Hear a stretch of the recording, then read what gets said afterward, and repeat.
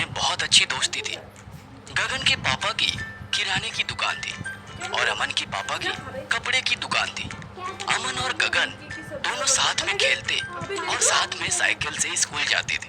वह दोनों साथ में बड़े हुए थे। उन्होंने स्कूल की पढ़ाई पूरी कर ली थी। उनके गांव में केवल 12वीं तक स्कूल था। कॉलेज की पढ़ाई के लिए उन्हें शहर जाना पड़ा। अमन भाई, हमें आगे की पढ़ाई के लिए अब शहर जाना होगा। शहर तो यहाँ से दूर है, अब हम कैसे जाएंगे?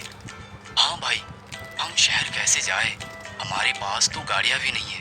क्यों ना हम इस बारे में अपने मम्मी पापा से बात करें? और दोनों अपने अपने मम्मी पापा से बात करने पहुंचे और इस बारे में बात करते हैं। अमन और गगन के मम्मी पापा तय करते हैं कि दोनों को एक एक बाइक खरीद के देना चाहिए। कुछ समय बाद दोनों के लिए बाइक आ जाती है।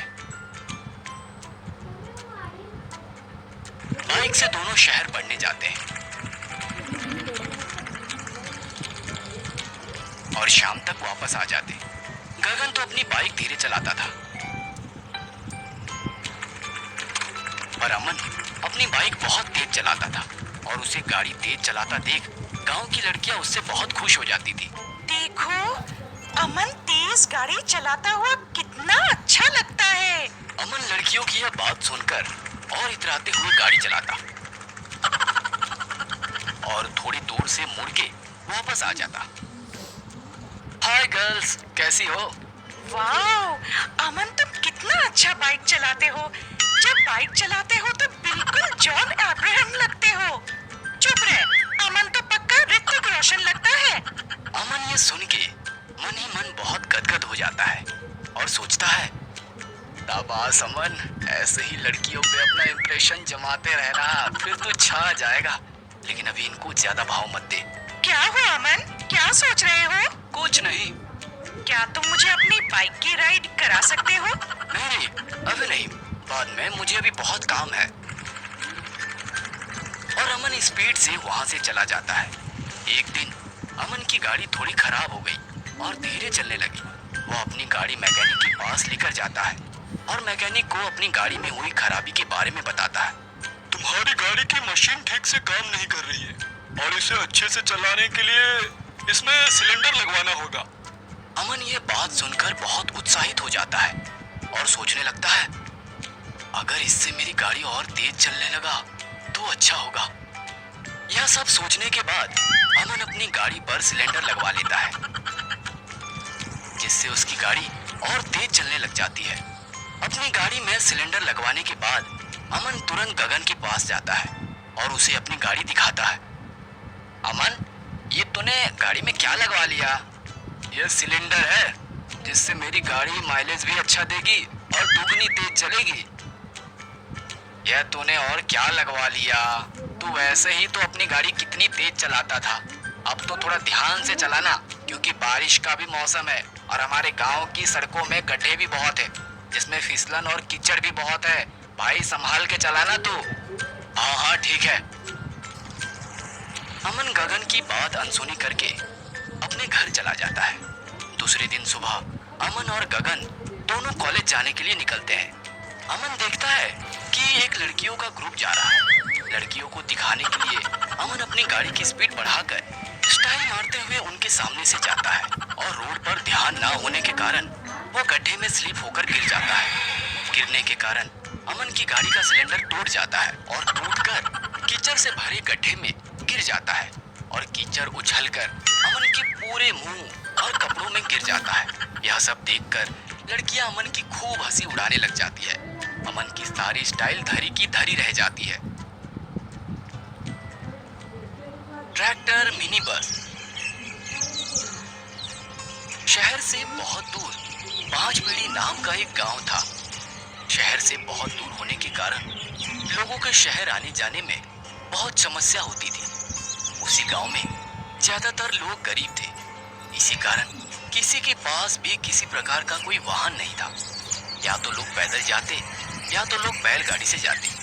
इसी वजह से लोगों के आने जाने में बहुत समस्या होती थी। एक दिन की बात है, चेतू नाम का एक आदमी घर में टहल रहा था और कुछ सोच रहा था। चेतू एक नंबर का लालची किस्म का आदमी था। लोगों की भलाई के बारे में कभी नहीं सोचता था। हमेशा जितना ज्यादा हो सके पैसे कमाने की सोचता, चाहे वो सही काम हो या गलत, पैसा मिलना चाहिए बस। अरे यार, गांव है कि एकदम बकवास है, कहीं आने जाने का तो कोई सुविधा ही नहीं है। एक छोटा सा काम के लिए शहर जाना पड़ता है, वो भी आने जाने में ही कितना पैसा लग जाता है। एक तो कोई काम धाम भी यहाँ नहीं है इस गांव में। शहर काम करने के लिए भी जाओ तो आने जाने में ही पूरा पैसा खत्म हो जाता है। कुछ तो करना पड़ेगा यार। ऐसा कहकर वो घर से चला जाता है और एक ठेले के पास जाकर बैठता है और पेपर पढ़ने लगता है। ओ काका, एक कप चाय दो यार। तभी चेतन की नजर एक विज्ञापन पर पड़ती है। सेकंड हैंड ऑटो 20,000 रुपए में। अरे वाह, मात्र 20,000 रुपए में ऑटो मिल रहा है। वो सोचता है, क्यों ना मैं इस ऑटो को खरीद लूं और गांव से शहर तक चलाऊं। ऐसे सोचकर चेतन दूसरे दिन वो ऑटो खरीद लेता है। अगले दिन से ही गांव के लोगों को शहर ले जाने और आने का काम करता है, लेकिन अपनी लालची स्वभाव के कारण वह एक बार में कई लोगों को एक साथ बैठाता था, जैसे कि वो कोई धान की बोरी हो। ऐसा रोज का काम था उसका। इससे उसकी अच्छी कमाई हो रही थी। कमाई के साथ साथ उसका लालच और बढ़ते जा रहा था। एक दिन गांव के चौराहे में खड़े होकर जोर जोर से चिल्ला रहा था, चलो चलो शहर चलो, जल्दी आओ नहीं तो ऑटो छूट जाएगी। इतने में कुछ लोग ऑटो में बैठने के लिए आते हैं, लेकिन ऑटो में पहले से ही 4 लोग बैठे हुए होते हैं। अरे भाई, ऑटो में 4 लोग पहले से ही बैठे हुए हैं, और कितनों को बैठाओगे? हम आदमी हैं भाई, धान की बोरी नहीं है।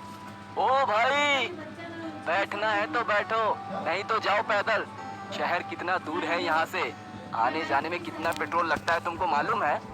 चलना है तो चलो, नहीं तो जाओ पैदल। ऐसे लोगों से बदतमीजी से बातें करता, लेकिन लोग मजबूर होने के कारण उसके साथ चले जाते थे।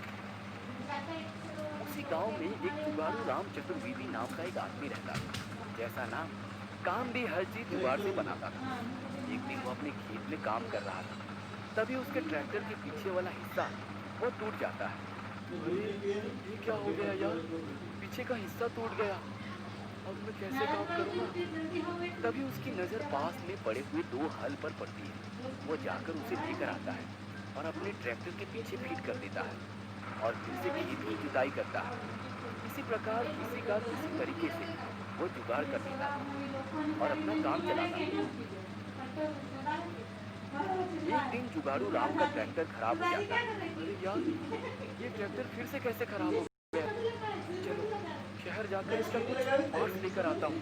ऐसे सोच के वो गांव के चौराहे में ऑटो पकड़ने के लिए चला जाता है। ये तो शहर जाने के लिए तैयार रहता है। उसके ऑटो में खचाखच लोग भरे हुए रहते हैं। अरे जीतू भाई, शहर जाना है, कितना टाइम चलोगे? चलो बस 1-2 लोग और आ जाए फिर चलते हैं। अरे तो इतने सारे लोग तो पहले से ही बैठे हुए हैं, उसके बाद भी तुमको और आदमी चाहिए? इतना भी लालच किस बात का यार? क्या भेड़ बकरियों की तरह ले जाओगे? ज्यादा दिमाग मत लगाओ, नहीं तो चलो वरना जाओ पैदल। चेतू की बात सुनकर जुगाड़ू को बहुत गुस्सा आता है और मन में सोचता है, कुछ ना कुछ तो करना ही पड़ेगा। चेतू वहाँ से लोगों को लेकर चला जाता है। जुगाड़ू वापस अपने घर चला जाता है और घर में आकर सोचता है, कुछ ना कुछ तो करना पड़ेगा। ऐसा क्या किया जाए जिससे गांव के लोगों के शहर जाने की समस्या दूर हो जाए।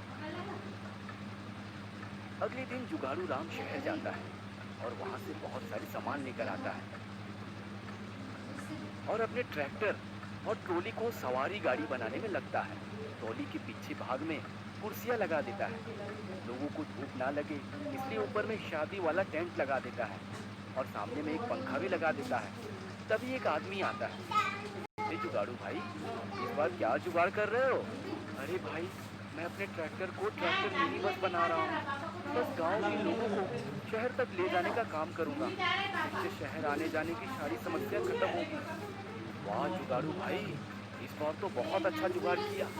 वैसे भी दिन ब दिन वो चीतू की आदत खराब होते जा रहे हैं, यही सोच के तो ये बना रहा हूँ। ऐसा बोलकर जुगाड़ू अपना काम कंप्लीट करने में लग जाता है। दूसरे दिन वो अपने ट्रैक्टर मिनी बस को गांव के चौराहे में ले जाता है और खड़ा कर देता है। और दूर दूर से आवाज लगाता है, शहर चलो, बहुत सस्ते में, आरामदायक। सभी लोग ऐसा अनोखा ट्रैक्टर बस देखकर बहुत हैरान हो जाते हैं और सबके सब लोग उस ट्रैक्टर मिनी बस में जाकर बैठ जाते हैं। ये साला जुगाड़ू राम जुगाड़ करके फिर क्या बना कर लाया है यार। मेरा अच्छा खासा धंधा चल रहा था, इसके चक्कर में आज एक भी ग्राहक नहीं मिले। इसका कुछ तो जुगाड़ करना ही पड़ेगा। फिर उसी रात चेतू जुगाड़ू राम के घर जाता है और उसके ट्रैक्टर के सारे चक्के कर देता है। अब मजा आएगा। साला मेरे पेट पर लात मारता है, जब ये लोगों को लेकर जाएगा तो फिर देखने में मजा आएगा। दूसरे दिन जुगाड़ू अपने ट्रैक्टर मिनी बस के पास आता है तो देखता है कि एक नॉट बोल्ट नीचे गिरा हुआ है। अरे ये कहाँ गए यार। फिर अपनी गाड़ी की अच्छे से जांच करता है तो पता चलता है कि सारे नॉट बोल्ट ढीले हो चुके हैं। ऐसे कैसे हो सकता है? तो मैं जब चेक किया तो सब तो ठीक ही था। करके गांव के चौराहे पर पहुंचता है और उधर से इंतजार करता है। आज तो मजा आएगा, मेरे काम में टांग अड़ाता है। रोज की तरह जुगाड़ू अपने ट्रैक्टर मिनी बस में लोगों को बैठाता है और शहर की ओर निकलता है।